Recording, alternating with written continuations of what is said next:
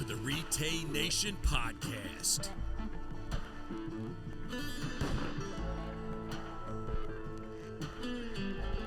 Join along with our team at RETAY as we bring you interviews, stories, and reviews from members of our growing community right to your ears. Whether it's in the blind, truck, or at home, we hope you enjoy the show. This is the RETAY Nation Podcast. Let's go.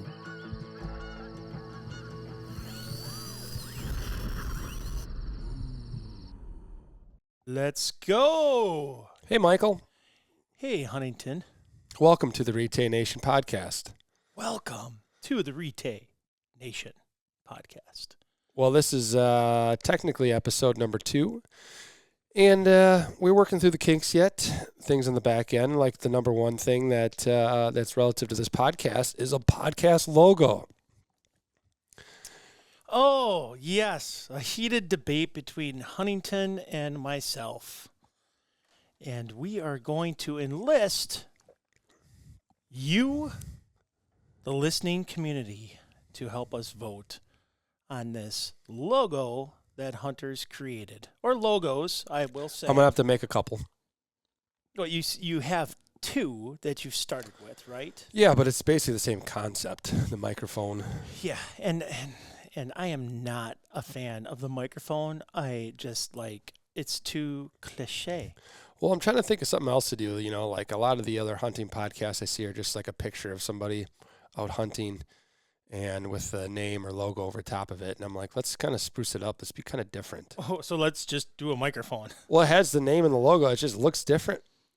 It's a microphone, and it's a podcast. Dive in a little more. Do a little research on, as you told me, Google's a powerful tool, and go look up other podcasts. No, what I said is your phone is this computer in your hand always is a powerful tool that you're always glued to watching YouTube-y things and tubular whatevers. So, yeah. So anyways, RETAY Nation, we're going to enlist you. So our newsletter's hitting. You're going to see the first podcast out this week on our YouTube. And so there is your enlistment. We're enlisting.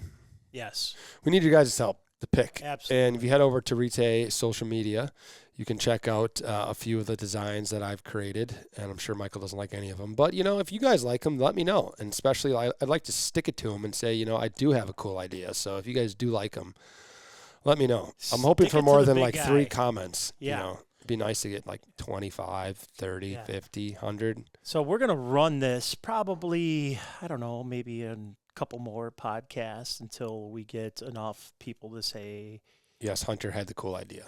Well, one of these ideas logos is the one we're going to go with, Right. So, yeah. So just we'll start tallying them up, and we're enlisting all you guys to help us. What podcast do you listen to? Man, you're putting me right in the hot seat. Yeah. You can't think of any off the top of your head. Yeah, I do. I because I'm not super duper podcast guy. Honestly, I'm not So Billy Campbell, Dr. Doug, I listen to that one. Mossy Oak Gamekeepers. I used to listen to We Eat, We Fish, which was... We Eat, Fish Eat? Yeah, We Eat, Fish Eat, whatever the hell it was called. That was a good podcast. Thank you. Huh. See, folks, it was Hunter's podcast he did with a gentleman named Larry Smith from Larry Smith Outdoors. It was a good podcast. I enjoyed listening to it. Mossy Oak Gamekeepers I listen to. I will catch... Justin Martin once in a while. But really, by the time I think to listen to a podcast, I already got my tunes going. Yeah. I'm a tunes kind of guy. Same. I'm old. Like I said on the first podcast. I think old is relative. Michael, how old are you? Let's not get into I'm putting you in the hot details. seat. I don't want to get into details right now. I'm chilled right now. Okay, what kind of music do you like to listen to? It's across the board, man. I am good with old school country, not this hip hop stuff that's out there and right now. I'm not into that stuff, But old school country, like old school rock and roll, like 70s. There you go. Get some specifics here. Boston, I'm a big Boston fan. Led Zeppelin, Pink Floyd, Journey, a little Looking Skyward for some of you guys that may listen. That's Leonard Skinner, code word. Looking Skyward. Looking Skyward, it was okay. a band. I don't know if they're still around, but it was a tribute band. Like, Steely Dan, Blood, Sweat, and Tears, Chicago, that kind of stuff. I like blues. I like a lot of blues, big time. I'm across the board, man. Like old school rap, like back in the day when I grew up, when rap. We're talking like 90s rap, like Run DMC. Yeah. Run DMC is like late 80s, I'd say, right? Yeah, it's mid. Like NWA? Or is that? Yeah, but Beastie Boys. I don't know. Yeah, Beastie Boys. Yeah, that kind of stuff. So yeah, I'm across the board. I'm good with everything. I'm not a big fan of the '80s, like rock, like the hair bands. No, I'm good with that. You know what I mean, like certain stuff. But I'm not like the Madonna or the Depeche Mode. 80s pop. Would you call it 80s pop? Probably. Yeah, I would say Madonna's is probably like Flock of Seagulls kind of stuff. Okay, I kind of catching your drift now. I'm not that kind of guy. Well, guys like us, and a lot of waterfalls out there. It's a lot of windshield time, scouting, driving, yada yada yada. Like tunes are important. A big flag for me is you get in the car with somebody and they don't listen to music. Like that's weird to me. Oh, and I'm not trying to hate on you guys if you guys don't listen to music, but you're weird.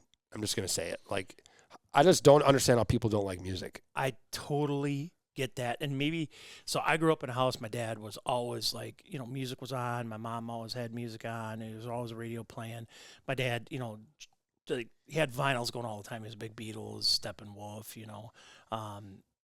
Bob Dylan. And it was just, there's music always playing. He was a big fan of the Blues Brothers, Chicago, Blood, Sweat, and Tears. That's probably why it's instilled in me. But I agree with you because God bless him. God love him. I was born, raised hunting and fishing, but my Uncle Bill, he played in the band. He was all about music, but driving down the damn road, he never had the radio on. No radio on, like no talk show, nothing. Nothing. And it was just like, oh my God. You had to keep talking to like kill the silence. And he didn't want to talk sometimes. Are you sure Uncle Bill liked to talk? Growing up as a kid, teenager, it was just like he didn't want to talk. Like, right.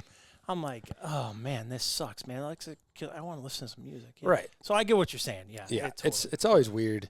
Yeah. And my job when I worked for the TV show, we did 52 new episodes a week or 52 new episodes a year. So that was literally filming 2-3 days a week. So it was a lot of road time. It was mostly in Wisconsin and relatively close. I would say a lot of 2-3 hour drives, but nothing weird to get a call on Sunday night and say we're going to North Dakota tomorrow and coming back. So a lot of windshield time.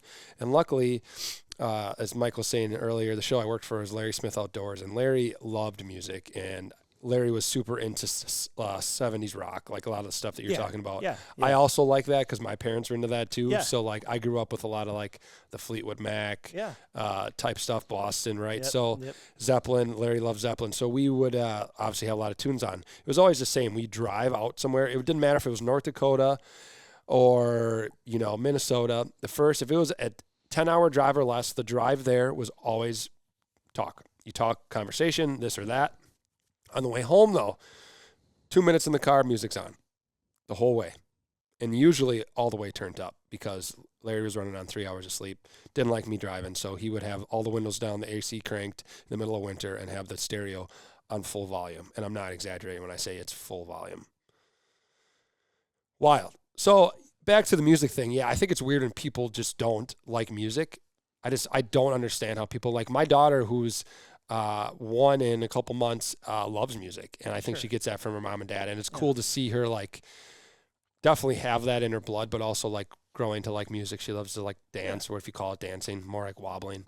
Right. But starting to sing a little. Her dad. Yes, for sure. I would say in some ways. No rhythm yet. No rhythm, right? A little goofy, a lot of goofy. Yeah. But yeah, music's huge, and but the podcast thing, like getting back to me asking you what podcast is into, I didn't really. You can only listen to so many music. Like how many times can you listen to Led Zeppelin? I mean, they're great. I'm not knocking it, like unlimited, right? But eventually, you're just like, dude, I can't listen to the same rotation of 70s rock. Like I'd put something else on. So me, when I look up podcasts, I wouldn't say that I'm a diehard to like a certain podcast, like a certain show, like RETAY Nation. I don't listen to RETAY Nation every week. Let's just say we'll look up a theme. Like let's say it's right now it's, June, middle of June, training your dog. So I'm going to look up podcasts, go on search and look up dog training podcast, waterfall. And like whatever pops up, doesn't matter who it is, I'm listening to them. So that's how I do my podcast. I don't know if you're the same way or not. No. No, not at all. You just listen to the same 4 or 5. No, like my life is too busy to even slow down and think for a second. The time and effort you just put in to looking for a podcast, you're a millennial, man. Dude, I'm old. I'm old school. Like, do you do that too? Like me and my wife have a huge issue of trying to find a show to watch or movie to watch. We'll sit down and literally like, hey, what do you want to watch something? Yeah, we'll watch. And we'll both take turns on the remote. And it'll be like a half hour, 45 minutes into looking. We cannot agree on what we want to watch. And then it's like, oh, I guess we're going to bed now. And the worst part about that for me is I fight my 2 best friends all the time. It's just me, myself, and I. And it's this constant battle against myself. You can't pick. I can't win. Yeah. I can't win. It's consistent. And I got this great system. Like, you've probably never heard of it. What's it called? Dude, I'm going to hook you up. Okay, and what's I'm it going to called? hook all you listeners up right now. It's called CVTV. CVTV. SEEVEE. Amazon. Okay. And it's this box. And a good friend of mine from the industry, comes through, he stays here. And I was like asking him one day, I'm like, man, like, I don't know if I should go to YouTube TV or what I should do, blah, blah, blah, blah, blah.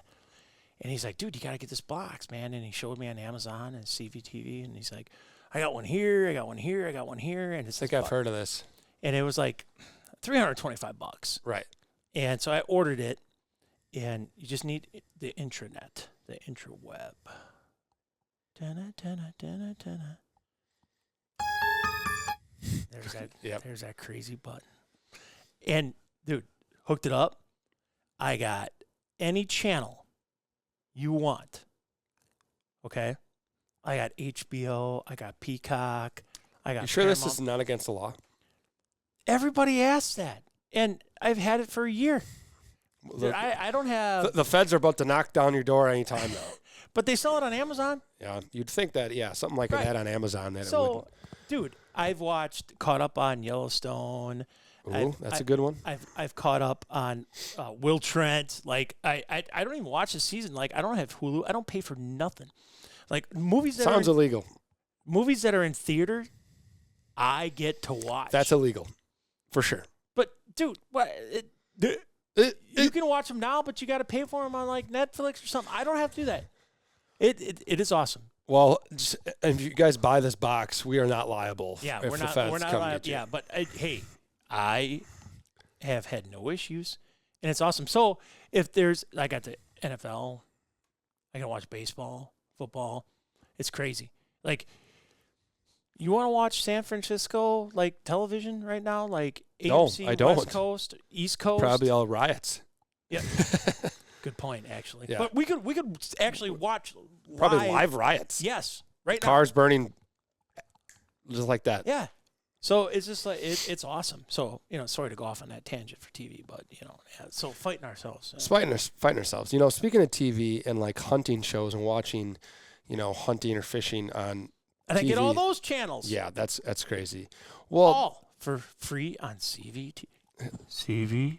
It sounds bad. We got to get a new button. Yeah, I'll work on that next week. Yeah, I heard that before. Hunting shows on television. When I was younger, my parents were too cheap to buy the Outdoor or Sportsman's Channel. Maybe we had, what was the other cheap one? There was a third one. Pursuit? Pursuit, yes. I think we had the Pursuit. And, you know, I really wasn't able to watch a lot of the shows. Like at that time, it was like Lee and Tiffany, Driven, Jim Shockey. Oh, they're still relevant for sure.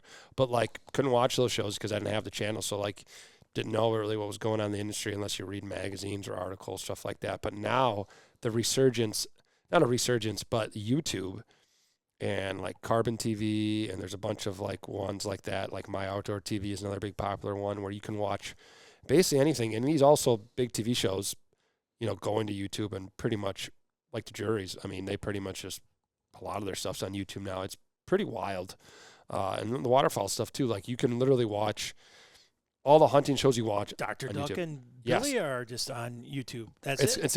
It's crazy. I mean? Like everybody's on YouTube right now, and like I think Carbon TV and My Outdoor, like you can watch so much, but then you got to pay for. Well, there's ads still too, you know. Right, but you got to pay for a subscription. Probably like a subscription with no ads or something like that, or unlimited. Something like that. Yeah, but it's crazy, right? Like you've been in this industry a long time and you've seen this change. Did you ever think that it would be this dramatic?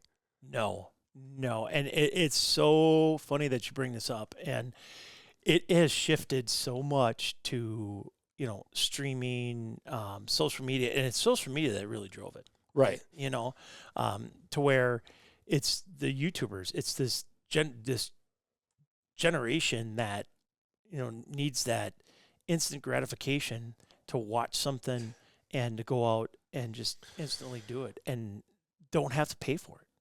Yeah, that's what's crazy. And that's the crazy part. And what companies had to invest or still have to invest to be part of these big syndicate, like Outdoor Channel, Sportsman's Channel. Yeah. It's crazy insane. But if you don't pay to play, you know what I mean? Like, you know, what are you getting here? You know what I mean? Like you still got to be in the game to a certain degree. Right. You know, like I'm sure there's a lot of companies out there right now that, you know, would like to be out of that game, but they feel if they do, then they're missing a market share there. Correct. Yeah, it is crazy. Like when I was working for Larry, it was just Fox Sports, Bally Sports, and then like another local Wisconsin channel, and people were just talking, and it was like, oh, TV's dead, TV's gonna die, TV's gonna die, TV's gonna die, and switch over. But like, it's still not dead though. Like you're saying, it's still there's still a part there, and in terms of like marketing for the outdoor industry, like that's always probably going to be a thing. Maybe it might take a long time, but like I feel like a lot of your generation, maybe the 40 plus generation, maybe on the top end of that, like still watch a lot of things on TV. So like there's still a market for that. Right. And I don't disagree with you there because like that's what you always said too. Right. You know, like I look at it as when I turn on the old boob tube, like my dad used to call it, sit in front of the boob tube. YouTube? Boob tube. Referring to the TV? Yeah. Oh, yeah, never heard that. Because you become a total boob head. And you sit there, watching TV. You're right. You know, because there's a tube in the TV. I got yeah, that makes sense. Yeah. So, anyways, where was I going? You're going with how your generation and when you turn on the TV. I automatically, this CVTV saves my favorites. Right? I have my favorites all saved. Yeah. So the first thing I do is I scroll down to Sportsman's Outdoor Pursuit channel and I see what's on. And I pick a show. It might be small town hunting, might be Lee and Tiff. It could be bone collectors. It doesn't matter. You know, a Monster Bucks, Mossy Oak, Ducks Unlimited TV, and boom. You know, I'm picking something. The younger generation comes up here. They're controlling my TV, and they're going out to YouTube. Yep. And they're watching hunting shows on YouTube. And you know the number one show they pick out, besides the public hunting guys, like that's just another realm. Yeah. With the younger generation, because everybody's about that, is the Schlockmaster himself. Oh, Tim Wells is undying. And that is, it doesn't matter what generation is sitting in this room. Yeah, they know Tim Wells. Tim Wells is a fan favorite because he Dude, the thing I love about Tim Wells is it hasn't changed. awesome. It hasn't changed. Like if you've been watching for 20 years, it's the same. It's shot the same way. It's the same commentary. Yep. It's the same. But something is just like, what is it? Well, I think it's just everything's badass that he does. Like, now he's got his fishing pole that you can like. Oh, the blow dart gun with the. Yeah. Yeah. So, like he's doing gators. He's, he's doing iguanas. He's shooting things with blow darts, pigs. You know what I mean? Like, when this old school one when he shoots the grizzly bear in the head, with the bow, everybody's still like, that's awesome. It's still awesome, but in the beginning, like years ago, like guys were here, I'm like, wait, the beginning of the show here, dude, some like guy walks up to him and punches him right in the face. Oh yeah, when he's in the truck, he punches him. Yeah, I'm like, who puts that on the beginning of their show? Tim Wells, because you want to know why? Because it's eyeballs, man. It draws you in. It's different. It draws you in, but he's not afraid. He doesn't care. Well, I'm sure he cares, but he knows what his audience wants, and he's going to give it. But to me, he's the real deal. There's no smoke and mirrors with him. Like you're seeing what it's not fancy edits. No, there's not fancy cinematography like he's filming. You see some of these blinds he's sitting in? Yeah, he's filming off of basic cameras. Like there's no 4K HD like Heartland Bowhunters type stuff. Now, Heartland Waterfall. Huntington's getting technical on us, America. So we just gotta let him geek out right now, like he's like in the Lord of the Rings cast. So, anyways, go ahead. Well, it's just like it's very basic film stuff, and I had heard this maybe about a year or two ago. That the YouTube algorithms for all you guys out there, that if you upload or have a channel or know people have channels, which everyone knows everybody who probably is a YouTuber at this rate, that the YouTube algorithm actually could pick up the quality of your video and what it was probably filmed on, like if it was a phone. And if the quality was lesser, I couldn't tell you what the bar was, but let's just say something that was filmed on a handy camera on a phone would automatically get more traction than something that was filmed on probably, let's just say, a $10,000 camera. No kidding. Yes, 100%. And I heard that from multiple people. And if you look at some of the biggest YouTubers, one off the top of my head that he's actually not doing YouTube anymore because he grew so fast. It's like he lives in Alaska. I forgot what the guy's name is. Oh, but he's that big that you forgot his name. Huge. I could figure it out. He's huge, but Hunter forgot his name. I forgot his name, and because he's maybe only been on YouTube for like 2 years, and he was a lawyer. Just started filming him stuff like going out in the bush and like making fires and catching fish and cooking over a fire, making a shelter and 10-degree temperature. I don't know how many million subscribers, but it looks like this stuff was filmed on a cookie. You know what I mean? Like it literally looks like the lowest quality stuff, but I can think of probably another 3 or 4 other people that have, hundreds of thousands of subscribers. The hunting public guys, for example, like if you look at the quality of their camera gear, the video quality, it's not like ultra HD fancy cameras like comparison to other stuff. Like it's pretty basically film stuff. They film a lot off of like handy cams, stuff you could probably buy in Walmart for like $500-$600. It's crazy. You just like to say handy cams. Handycam. It was my first video camera. It was a Handycam. I sold my headphones to buy it. Interesting fact. But yeah, on this wild tangent of video and hunting shows, it's changed, man. The YouTube changed. realm. But let's rewind for a second. Just remind your YouTube realm there. Go back to Mr. Wells. He stands on tree limbs and he spears shit. Yeah. Okay. And people tune in to watch that on YouTube. I don't even know if he's on a channel because the tubers come up here and they put him on and we laugh and we love Tim Wells. Yeah. Like you could make a playlist and go to Tim Wells YouTube and add all those videos and have like 10 hours in a row of Tim Wells and never get old. Oh, you could just have it on loop. It constantly plays here. Like you said, I've watched that bear get shot in the head with the bow about 50,000 times, and it's so awesome every time. It doesn't get old. I mean, I literally go, "Hey, Cass, watch this." That is so awesome. Yeah. I don't know if I could ever. Could you hunt with a spear?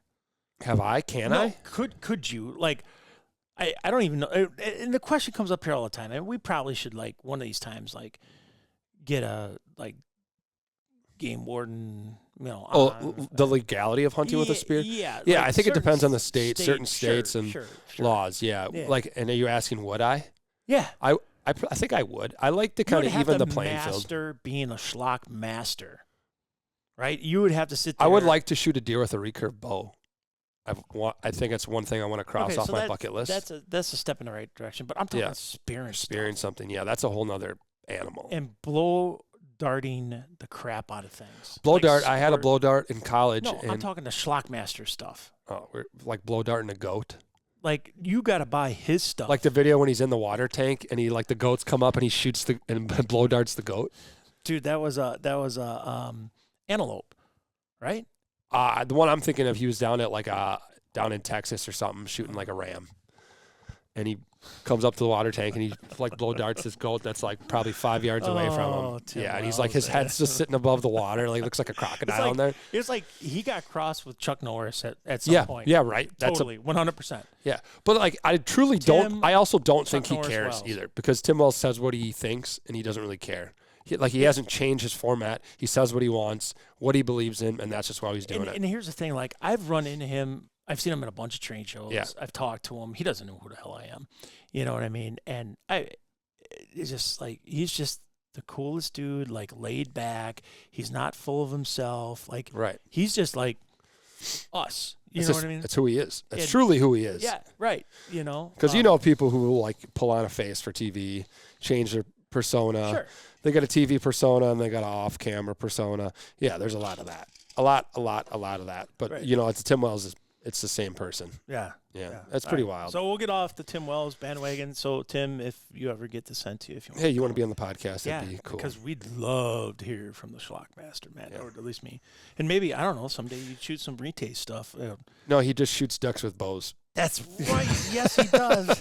Maybe we make a RETAY broadhead recurve or something. Broadhead, like a guillotine. Yeah, guillotine. Yeah. Remember those wrist rockets when we were kids? That we'd have to. Yeah, we can make some of those. We could probably work on that. We could work on it. It'd be awesome. Yeah. Hey, so we were shooting some guns today. We were. So we really filming and we dug into the RXP-22. Yeah. Pretty good today. We put a lot of rounds through it. We did some comparisons with some 9mm because those of you who don't know, the RXP-22 is built on a 9mm frame. Look, feel, shoot.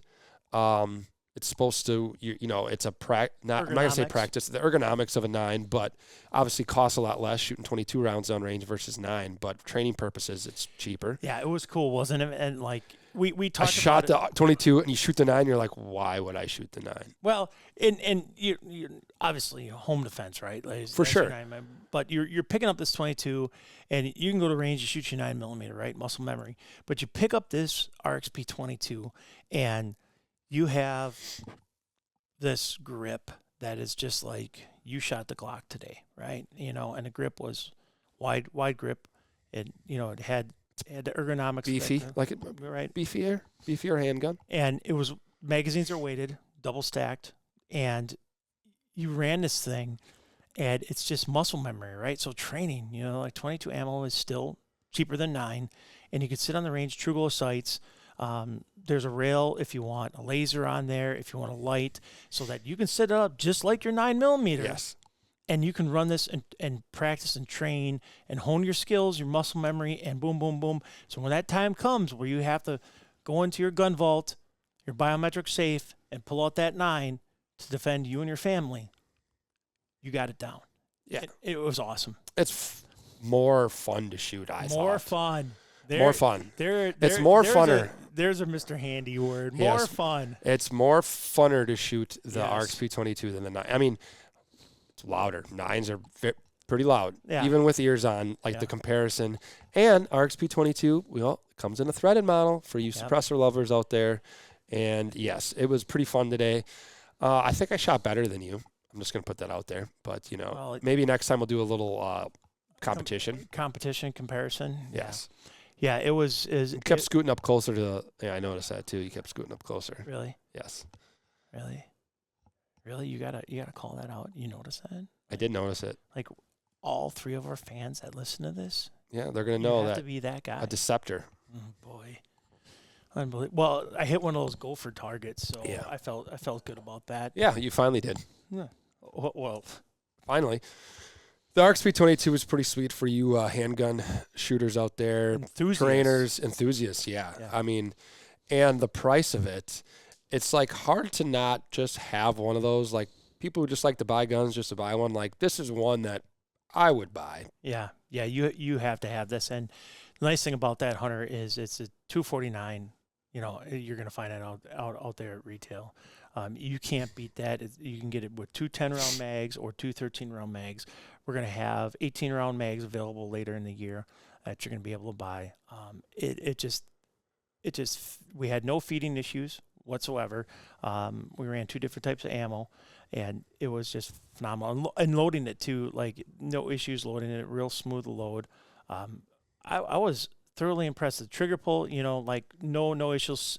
No, nothing. Single action, double action. You know, it's a double action. Like you're always any gun that you're going to pull double action, you're always going to have, you know, a stiffer trigger pull, 6-pound trigger pull, 7-pound trigger pull. So that's why everybody shoots, you know, single action. Slide comes back, hammer comes back, it's in single action, boom. You know, so trigger pull is pretty crisp and clean and slick in single action. So I was impressed. I know you were. You just wanted to sit out there in that heat and keep shooting all day. Yes. You know, and just keep shooting and shooting and shooting. You know, but we need somebody to sit there and load those mags for you. You know, because I was not going to keep doing that all day. No. Yeah. Eventually, it's like, okay, I'm done. Yeah. I'm done. Yeah. After you shoot through like 2 or 3 boxes, you're like, okay, it was fun. Time to time to beat the heat. It was pretty hot today too. So yeah. But you guys go to our website, retayusa.com. Go to our dealer locator, your area, type in your zip code, and find a dealer near you. Check out that RXP-22. Father's Day is coming. It's right around the corner here. This is probably going to run after Father's Day, Michael. Yeah, I'm not very that smart. Yes. Very that smart. Very that smart. More funner. More funner. Well, anyways, 4th of July is coming, everybody. So instead of spending all that money on fireworks and possibly blowing off your fingers, go out and buy yourself an RXP-22. Yeah. And take your significant other out and put some 22 ammo downrange and practice that muscle memory. Yeah, just if you guys are handgun enthusiasts out there and you guys own 9s already, and if you can find a dealer near you, just go pick one up. I'm challenging you to just go pick one up and just see what you think. Just hold it up, raise it up, see what you think about it, because I think you'll be pretty impressed. Put it in your hand, yeah, especially with those weighted mags. Like everybody's just like it feels the same. Yeah. It legitimately feels the same. And then when you see the price, you're gonna be like, say, well, no, yeah, yep. Say, how you doing? You're coming home with me. Yep. You know, it's another one in the safe. Yep. Yeah, and we make a couple different flavors, Cerakote flavors.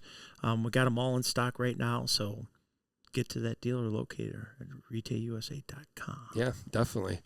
Well, with it being, you know, almost the middle of summer, I would say, you know, end of June, beginning July, it's time to get your dog working. And not to say, you know, I mean, it might be even a little late to the game saying that, like it's time to get your dog working now, but definitely these couple months leading up to duck season, early goose, wherever you are, like me and Michael are up in Wisconsin, so early teal, early goose is September 1st up here. Yeah. And whether you're chasing either or, you got your best friend, your buddy, your pal, your dog, who's just probably itching. So just go outside and play with you, by the way. But I'm a firm believer. I played sports growing up. Practice makes perfect. And those dogs need to get ran. They need to get their work in. And I've seen it many times, and I'm sure you've seen it even more. Guys who bring their dog out. I know a person specifically in my mind who takes her dog out opening day, and the dog, you know, retrieves 1 out of 12 birds we shoot, and he's, you know, pissed off and yelling and like, what's going on? I don't understand. He's usually really good. Last year was really good. Well, dude, that was last year. He hasn't been shot over in a year. You're not talking about somebody related to you, are you? Not putting any names out there. Not putting any names out there. Because we wouldn't be talking about my dog. No, I'm not talking about Henri. Henry. Well, he's French. Henri. No, it's Heine. Yes, Heine. Heine. Yes, no, I'm not talking about Henry. I haven't hunted over Henry in a while, but, you know, what kind of things are you doing with Henry right now? So right now, you know, Henry's going to be 7th of July. So it's always. And Henry's a black lab. Yeah, he's a UK lab, so he's petite, he's small. Unfortunately, the breeder trainer isn't doing it anymore, but it was Josh DeWitt from Brookstone Kennels. But I've been looking at dogs. Guy down south that actually trained with years ago up by Josh, Colton Thompson. So he's putting out some good UK dogs. So anyways, sidebar there, sorry. And so Henry, it's always about control training, so it's always manners. So every time it's always manners. We're together. It's heel, I make them wait, open the door. It's because that translates into the field, and a lot of people miss that. And here's the deal. I was trained. By Josh. Yeah, on how to do this. And this is a big disconnect with people. Like, you can't expect a dog to just do what they're supposed to do. Everybody quote, sees unquote. them do, yeah. right? And Henry was trained, like no e-collar, okay? And that's one thing that I was big on. Mm-hmm. My first lab, I ran an e-collar on her, and that's I didn't know anything, and little training I had was from my uncle and his friends, and they had pointing dogs, and they ran e-collars. Yeah.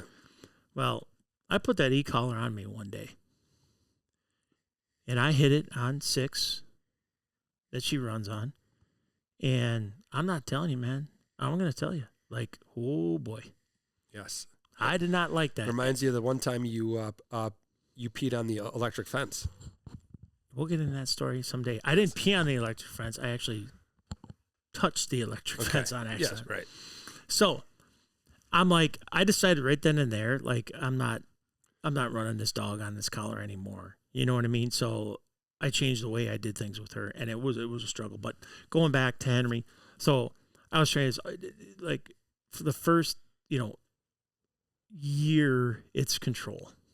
Mm-hmm. And then they introduced them to other things down the road. So what we do, it's control, and he'll do lines, he'll do blinds, he'll do memory trails.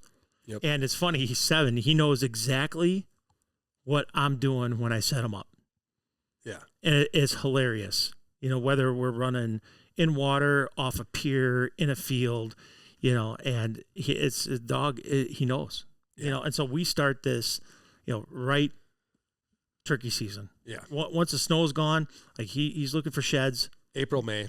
Yep. And we're starting on more recalls. He's on his Momarsh stand. You're welcome, John and Ben Higdon. Momarsh and Ira, sorry. And he's sitting on it. He's waiting. Like, I do stuff around the house. He's on that Momarsh stand. You make him sit. And it's real simple. And he loves being on his Momarsh stand. Yeah. It's all about control, right? And then we go out, we work, he'll work off the Momarsh stand, and he'll do retrieves, and he'll do blinds, and he'll do recalls, and memory trails. And it's that consistency. So when we get out in the field, he knows he's working. Right. It's a work day. And when he sees his training stuff comes out, he knows it's time. His demeanor changes. Yeah. Like, he's not a hyper dog by any means. Yeah. He's totally laid back. And that's another thing. Like, you folks looking for a dog, you have to find something that is not a Ferrari. If you're a Ferrari that fits your personality, yeah, and you're wound up hyper person, and you like to run field trials and do all this stuff, blah, blah, blah, blah, blah, and you're going 100 miles an hour, well, then maybe that's a dog for you. Right. You're not a Ferrari, Mike. Nah. You're like a Volkswagen Beetle.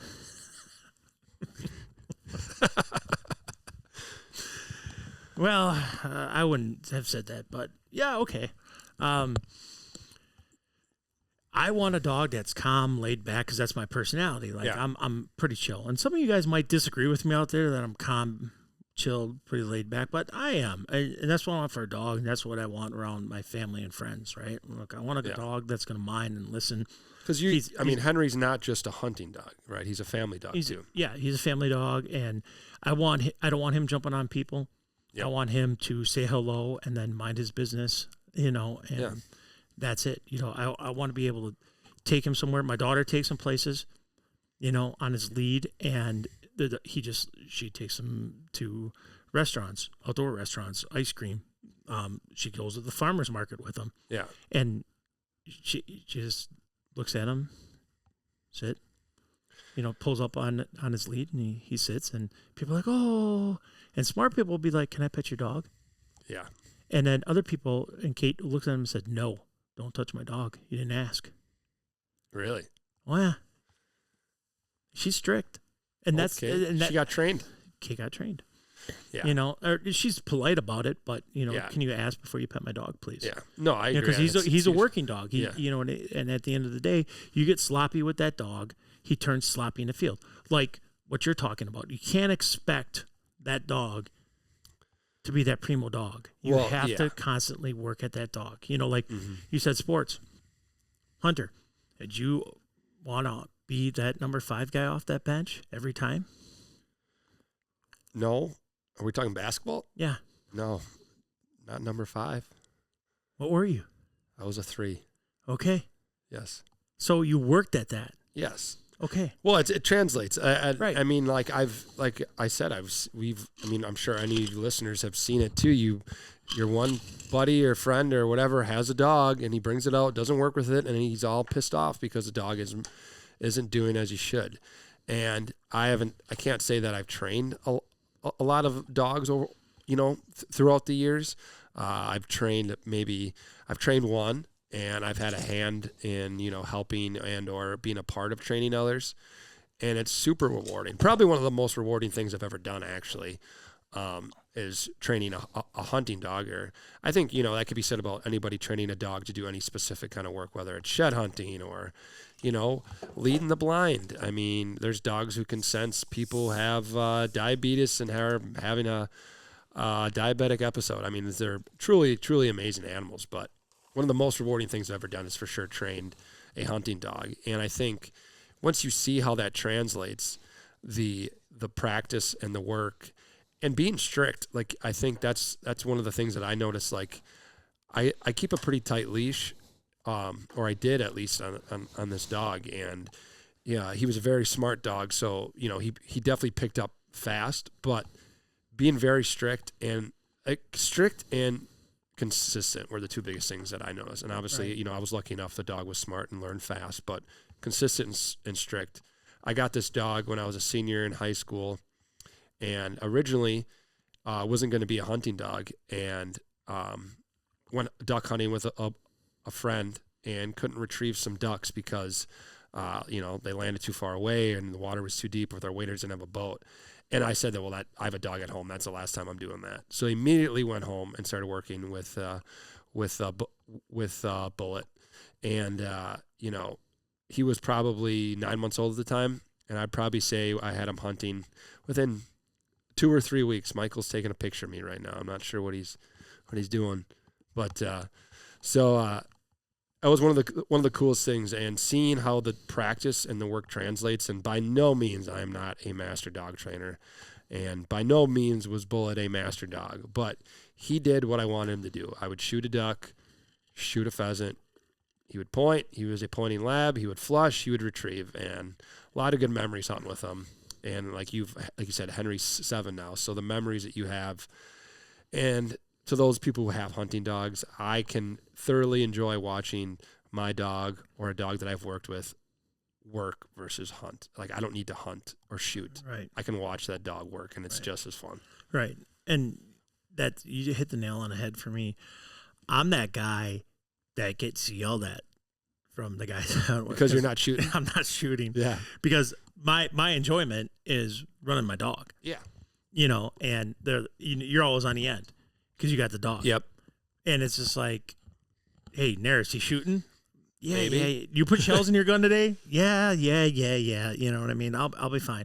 And there'll be times where they all want to finish on my end, or they're all going to go out on my end, and these guys didn't shoot crap. Yeah. You know what I mean? And so I got to shoot, you know. So it's just like, guys, you're killing Henry over here, you know what I mean? And but I, more than anything, love watching dogs work. Yeah, a good dog. Yeah, and I've been a ton of places. I've hunted with Josh's dogs, and Henry's parents, and that's what made my mind up that I was gonna, you know, get a dog from Josh. And I watched. It was like a 400-yard blind retrieve. That's like truly, truly amazing. 2 whistle stops on his mom. It was unbelievable. And I believe there's a gentleman out there, Blake Hagemeyer, was filming at the time. I think he still has that video from that hunt. And I was just so impressed. And these dogs, you know, they were just unbelievable. You know what, and it's just phenomenal. The other one that always impressed me is Vandemore's dogs. I haven't hunted with his latest one, but I've hunted down by Tony a couple times and worked with him quite a bit when I was at Heavy Shot. Man, he had some really, really good dogs, and he's got his own facility now, and they breed dogs and train dogs. Yeah.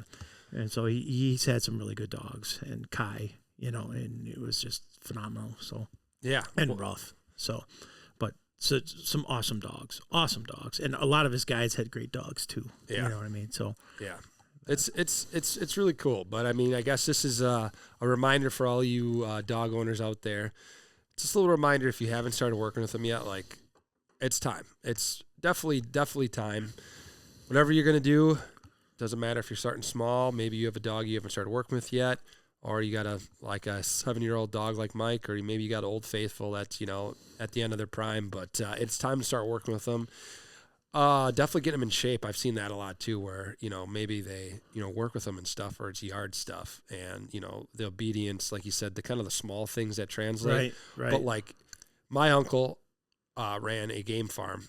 Pheasant hunting game farm, and so I grew up around a lot of labs, a lot of pointing dogs, and like his big thing was to get the dogs in the water, like swimming. He was like, if you want to get a dog in shape, make them swim. So he would, I don't know if it translated to hunting skills by any means, but to get the dogs in shape, he would play fetch with them every day in the pond. Yeah, that could be. Yeah, I never heard that before, but yeah, that very well could be. You know, and like I said, it's control, and it's just, you know, consistency this time of year, you know, a lot of marks, you know, shooting around the dogs too, you know, running marks, shooting around the dogs, you know, getting multiple shots, multiple marks, you know, consistency, and make sure these dogs are in shape and in tune for the season. And the other thing is, you know, very, very common for guys out there, you know, don't overheat your dogs. That tongue starts hanging. There's a reason. Yep. They can't sweat. Yep. And they sweat through their paws and their tongue, and just give them a break. You know what I mean? Like, time out. You know, and don't push that dog. Don't want to overheat them. Give them heat stroke, because that's not a good thing at all. And yeah, I mean, I don't think it takes a lot either. Like you said, it's more of a consistent repetition thing. It doesn't need to be an hour of work. You know, 20, it can be 10, 15 minutes. I mean, if it's super hot. 20, 30 minutes a day. Yeah. You know what I mean? And you just got to be consistent. And, you know, even if it's a simple walk and you're running, you know, just regular, you know, heeling recalls on your walk. If you run heel, on lead, off lead, just basic stuff like that. Yeah. You know, that's all you have to do. You don't have to run marks or blinds every day or memory trails. You mix it up for the dog too. Yeah. You know, and one other thing I'm gonna make comment, and then we'll go on to another topic, is summertime. Black labs are black. They heat up faster than the other colors. Okay. So everybody keep that in mind out there when your dog's sitting out in the sun, you're on the boat, you're outside in the yard. They want shade and they want water. Every dog wants water, okay? So keep that in mind. And also, that pavement especially the blacktop. Yeah, it was like 140, 50 degrees. I heard something ridiculous. It runs way, way hotter. So if it's 90 degrees outside, I guarantee you, and you know that little computer in your hand, everybody, that you're listening to us on, or laptop or iPad, when this is over, go ahead and Google this. What the temperature of that blacktop is when it's 80, 90 degrees out. And that temperature will burn the paws. Well, take your shoes off and your socks and go walk on it. And imagine, you think that dog's tough? That's still burning their paws. Yeah. So if you're going to walk your dog, do it in the morning, do it in the evening. Don't do it in the middle of the day. Be smart about things. All right. You're going to treat them like part of the family, but they're still a working dog. Respect them. Respect them at the end of the day. Because when it comes time to put them down, end of the journey for them. Sorry, Billy, I stole journey from you. Hey, just you can say you put everything into that dog and respected them the whole way. Yep. I agree there. Yeah, it's a special thing, those dogs. So definitely, you guys respect them and respect them enough and start working with them, right? Like that's, make sure you're giving them that time in the field to practice and the attention they're looking for. So Hunter, you shot a gun today. Yeah. Southpaw. I am a southpaw, Rocky Balboa. And you shot a Gordian left-handed 12 gauge. Yes, I did. Tell us about this. What did you think? Because there's not a lot of lefty guns out there. Autos, yeah. No, there are not. There's very few. And there's not many inertia lefty guns that have the rollover, torsion spring, locks into position. Well, that's only never one. Gonna come. There's only one. Oh, there's only one. Yes. Never gonna fall out of battery. Never gonna come out. Your buddy can't play a trick on you. You can't slam it on the ground. The specs on the Gordian, the things that they have in terms of a lefty gun, there's nothing else out there that has that in the lefty gun. The rollover tension spring, nothing. The factory length enforcing cone. Those are things you're only going to get with a RETAY, and definitely with the only left-handed shotgun out there, auto. The only one in the market. In the with market, all that the only one in the market. So if you guys are lefties like myself, and you're looking for a gun, there's not a lot out there. Take a peek at the RETAY Gordian. It comes in 12 gauge. It's black. Okay. It's a great gun, and for the price, you literally cannot beat the price of the gun for an inertia shotgun. With all these extra specs, well, let's just take those extra specs out of it. Let's just say an inertia shotgun, lefty, you can't beat the price. There's nothing else out there that competes with it. Yeah, in the ballpark of $879, black gun, you can't beat it. At 12 gauge, it's phenomenal. And you got the actual loading. You got the larger loading port on the bottom. You can eject your shells out of the bottom. Yep. On that, you got the oversized safety. Like you said, you have factory length enforcing cone, so we're getting you 20% more pellets on target straight out of the box. You don't have to send it anywhere to get that done. You get your 5 standard choke tubes, deep bore drill barrel, inertia system in there, rollover locking bolt. It's never going to fall out of battery. Can't beat it. Under $900. Yeah, you can't beat that. You literally Southpaws. You can't beat it. You can't beat it. There's nothing else out there. Where can they find that, Hunter?